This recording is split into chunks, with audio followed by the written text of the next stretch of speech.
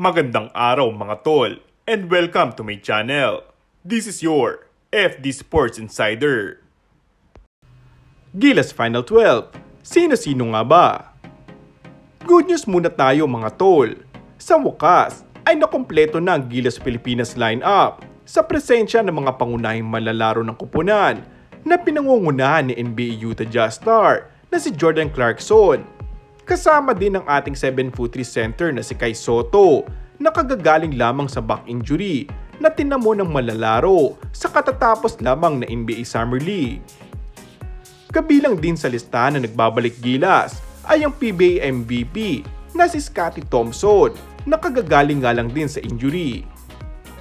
Kinumpirma naman ni Gilas assistant coach na si Tim Cone na maayos na ang kalagayan ng kanang kamay ni Scottie.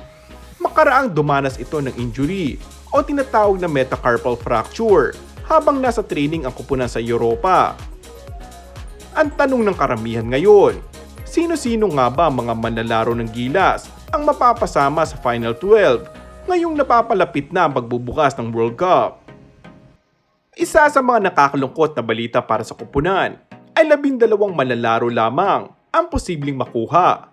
Kahit na alam naman ng lahat na ang bawat magigiting na manlalaro ngayon ng Gilas ay may kanya-kanyang abilidad na makatulong upang mapalakas ang puwersa ng pambato ng bansa.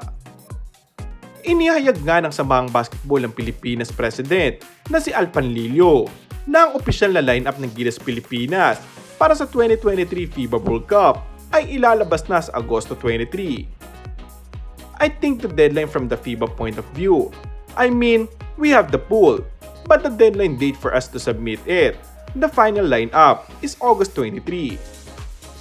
Sinabi rin ni Panlilio na ang huling 3 tune-up games ng Gilas ay maaaring maging deciding factor kung sino makakapasok sa final roster. Base sa mga larong yon, sa tingin ko, ito ay magpapatatag sa isipan ng mga coaches sa Final 12, dagdag ni Panlilio. Challenging decision nga ang kinakaharap ngayon ng Gilas dahil nahihirapan pa sila na mabuo ang official lineup ng koponan.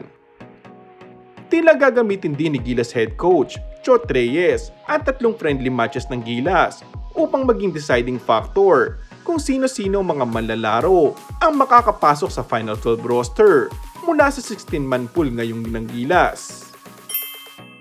And that's all for our today's video. Kung bago ka lang sa aking channel ay mag-subscribe at pindutin na rin ang notification bell. Maraming salamat!